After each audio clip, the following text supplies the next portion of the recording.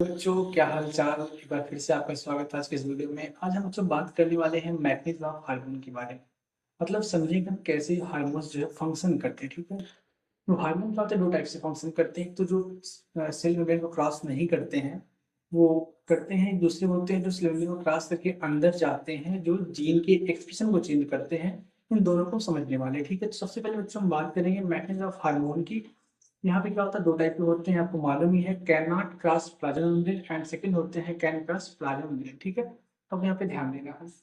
सबसे पहले अगर मैं बात करूँ तो जो हमारे जो प्लाज्मा मेम्ब्रेन क्रॉस नहीं करते हैं पहले वाले, हम उनके बारे में समझते हैं। ठीक है, सबसे पहले यहाँ पे ध्यान दो आप देखिए, ये मान लीजिए आपका एक हार्मोन है, ठीक, जो रेड कलर में है ये आपका एक हार्मोन है। ठीक, अब ये क्या होगा, और ये जो आपका यहाँ पे है ये क्या है, ये चीज ये आपका रिसेप्टर। देखो सभी सेल्स पे क्या होती है, रिसेप्टर प्रेजेंट होती है। ठीक है, तो सभी सेल पे क्या होती है, रिसेप्टर प्रेजेंट होती हैं। डिपेंड करता है अंदर है या बाहर है। ठीक है, तो मैं पहले क्या समझ रहा हूँ कि जो सेल, जो हार्मोन जिससे वो क्रॉस नहीं कर पाते सेल मेम्ब्रेन को, उनके बारे में बात नहीं कर रहे हैं। ठीक है, सबसे पहले इनको देखो ध्यान से। तो जो यहाँ पे क्या होगा कि जब ये हार्मोन्स यहाँ से उठेंगे और उसके बाद जो ये आगे कहाँ पे आएंगे बच्चों, ये आएंगे इसके ऊपर, यहाँ से उठ के आएंगे और आके यहाँ पे इस रिसेप्टर में जुड़ जाएंगे। ठीक है, ध्यान समझो, यहाँ से उठ के आएंगे और आके यहाँ इस रिसेप्टर में कैसे जुड़ जाएंगे। ठीक, यहाँ पे जब बच्चे जुड़ जाते हैं तो यहाँ पे क्या होता है, यहाँ जुड़ जाते हैं, यहाँ पे क्या होता है, यहाँ पे कुछ आयंस होते हैं जो अंदर बाहर होने लगते हैं। यहाँ पे कुछ, यहाँ पे आयंस होते हैं जैसे सोडियम पोटेशियम, क्या होता है वो अंदर, कुछ अंदर आते हैं कुछ बाहर आता है। ठीक है, आपको यहाँ पे ध्यान देना होगा, ये भी हमारे काम की बात यहाँ पे नहीं है। ठीक है, तो बच्चों अगर मैं यहाँ पे बात करूँ तो इससे क्या होता है, जब ये आप इससे बाइंड करते हैं तो यहाँ बच्चों क्या होता है, एक एडेनाइलेट साइक्लेज नामक एंजाइम होता है। ये क्या होता है, एक adenylate, A D N L Y T, adenylate cyclase enzyme होता है। ठीक है, तो ये एक्टिवेट हो जाता है। तो जैसे क्या होगा, ये जो रिसेप्टर, जो हार्मोन से रिसेप्टर से बाइंड करते हैं बच्चों, तो इससे क्या होता है, ये आगे जब इससे जुड़ जाता है तो ये क्या होता है, एक्टिवेट हो जाता है। जो आपका ये एडेनाइलेट साइक्लिक होता है बच्चों, ये क्या होता है, ये एक्टिवेट हो जाता है। अब इसके एक्टिवेट होने से क्या होता है, ध्यान दो, जब ये एक्टिवेट हो जाता है तो इसके एक्टिवेट होने से होता ये है कि ये एटीपी को क्या करता है, कन्वर्ट कर देता है सेकेंडरी मैसेंजर में।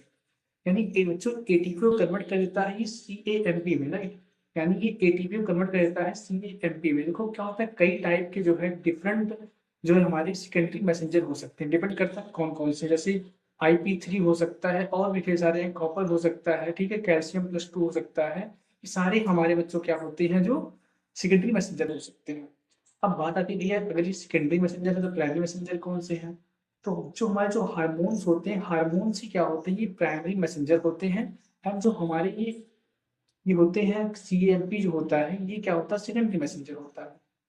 जो क्या होगा, जब ये एडेनाइलेट साइक्लिक एंजाइम यहाँ पे एक्टिवेट होगी, ये क्या करेगी, कन्वर्ट कर देगी किसको, एटीपी को कन्वर्ट कर देगी बच्चों CAMP में। अब क्या करेगा, ये सेकेंडरी मैसेंजर है। तो बच्चों फर्दर यही सेकेंडरी मैसेंजर क्या करता है, सबसे पहले क्या करता है, ये बायोकेमिकल रिस्पॉन्स क्रिएट करता है। ठीक है बच्चों, क्या करता है, ये बायोकेमिकल रिस्पॉन्स क्रिएट करता है। उसके बाद यही जो बायोकेमिकल इफेक्ट होता है, रिस्पॉन्स होता है, ये कन्वर्ट हो जाता है बच्चों किसमें, फिजिकल रिस्पॉन्स में कन्वर्ट हो जाता है। ये मैं जो बात कर रहा हूँ सेल की बात कर रहा हूँ, ध्यान दो। ठीक है, ये पूरा एक सेल है। ठीक, ये क्या होता है, जो हमारा बायोकेमिकल रिस्पॉन्स होता है, यही क्या होता है बच्चों, फिजिकल रिस्पॉन्स में कन्वर्ट हो जाता है। ठीक है, इससे क्या होता है, जो हमारा हार्मोन जो फंक्शन करने के लिए आता है वो फंक्शन करा देता है। ठीक है, आपको यहाँ पे ध्यान देना है। ये तो हमारा कुछ ऐसा होगा। ठीक है, तो आप यहाँ पे ध्यान देने वाली बात क्या है कि प्राइमरी मैसेंजर कौन है, तो हमारा स्वयं हार्मोन है। अब बात करते हैं सेकेंडरी मैसेंजर कौन सा बच्चों, तो हमारा सेकेंडरी मैसेंजर वो क्या है, CAMP है, कैल्शियम है, IP3 है। जो कई होते हैं, कई टाइप हो सकते हैं। ठीक है, आपके सिलेबस में भी क्या है, CAMP है, आपको वही ध्यान देना। ठीक है, अभी हम ये भी बात करेंगे किस टाइप के हार्मोन्स जो क्रॉस करते हैं, किस टाइप के हार्मोन्स क्रॉस नहीं करते हैं, आगे हम सब समझेंगे। आप वीडियो को पूरा देखिए, अगर अच्छा लग रहा है, अगर कॉन्टेंट समझ में आ रहा है, आप इस चैनल को सब्सक्राइब कर लीजिए बच्चों, क्योंकि आपको ऐसे ही इंटरेस्टिंग एंड अच्छे अच्छे वीडियो चैनल में मिलते रहेंगे। आगे देखते हैं। अब देखो ये तो बात हो गई इसकी। अब अगर आगे मैं बात करूँ तो कुछ हार्मोन्स जो सेल मेम्ब्रेन को क्रॉस कर सकते हैं। ठीक है, अब देखो इस पे क्या होगा, ये आपका हार्मोन है, ये आपका रेड कलर में क्या है, हार्मोन है। अब बच्चों इसमें क्या है कि ये जो है अंदर जा सकते हैं, ठीक है। यानी ये क्या करेंगे, जो हमारी ये प्लाज्मा मेम्ब्रेन सेल्स की, जो ये प्लाज्मा मेम्ब्रेन सेल्स की है बच्चों, इसको क्या करेंगे, क्रॉस करके क्या होगा, ये अंदर आ जाएगी। अब बच्चों जब ये अंदर आ जाएंगे तो अंदर आने के बाद क्या होगा, ध्यान दें आप, जब ये अंदर आ जाएंगे तो ये जो अपनी न्यूक्लियर मेम्ब्रेन होती है इसको क्या करेंगे, पहले डिस्ट्रॉय करेंगे, ठीक है। अब इसको डिस्ट्रॉय करेंगे, अब देखो डिस्ट्रॉय कर दिए, डिस्ट्रॉय करने के बाद क्या होगा, ये अंदर आ चुके हैं, ठीक। जब ये अंदर आ गए तो अंदर आके क्या करेंगे, यही जो है यहाँ से उठ के आएंगे, यहाँ पे बाइंड कर देंगे, देखो इस पे, ठीक है। ये आपका जो क्या है यहाँ पे, ये आपका जो है एक रिसेप्टर है। अब देखो बच्चों, इसका रिसेप्टर कहाँ प्रेजेंट है, इसका रिसेप्टर जो है बच्चों प्रेजेंट है आपके न्यूक्लियस के अंदर प्रेजेंट है, राइट। यानी इसका क्या है, न्यूक्लियस के अंदर प्रेजेंट है। बट अगर मैं बात करूं जो है इसकी पहले वाली जो मैं आपको समझाया उसमें क्या था, देखो रिसेप्टर आपकी सेल मेम्ब्रेन यानी प्लाज्मा मेम्ब्रेन के ऊपर ही प्रेजेंट थी, यहाँ भी डिफरेंस है। अब देखो बच्चों क्या होगा, जब ये इससे बाइंड करेगा तो अब यहाँ पे क्या होगा, ये यहाँ पे क्या करेगा, डायरेक्ट ये क्या करेगा, जीन एक्सप्रेशन को चेंज करेगा, ठीक। अब देखो आपका क्या है, आपका ये डीएनए है, अब डायरेक्ट डीएनए पे अटैक करेगा और क्या करेगा, डायरेक्ट डीएनए के एक्सप्रेशन को चेंज करेगा, राइट। अब यहाँ पे याद याद रखना है, क्या करेगा, करेगा। अब देखो क्या होता है, कोई भी हार्मोन्स है, अब आएगा डीएनए को क्या करेगा, कन्वर्ट करेगा, किस में कन्वर्ट करेगा, आरएनए में कन्वर्ट करेगा, ठीक है। यानी क्या करा रहा है, यहाँ पे ट्रांसक्रिप्शन करा रहा है। अब फर्दर क्या करेगा, आरएनए में कन्वर्ट करेगा, इसमें प्रोटीन में, ठीक है। देखो हार्मोन्स कोई भी हो, उनका मेन फोकस क्या होता है, प्रोटीन बनाना ही इनका मेन फोकस होता है। अब ये क्या करेंगे, प्रोटीन बनाएंगे, यानी यहाँ पे ट्रांसलेशन करेंगे। बच्चों ये था आपका दो अलग टाइप का जो मैकेनिज्म होता है हार्मोन्स की फंक्शन करने का, जो आपको समझाना। अब आगे बात कर लेते हैं कौन कौन से हार्मोन्स ऐसा करते हैं, ठीक है। यहाँ पे ध्यान दो, आगे देखते हैं हम। पूरी एक स्लाइड बना के रहा है, इससे आपको दिक्कत ना हो, ठीक।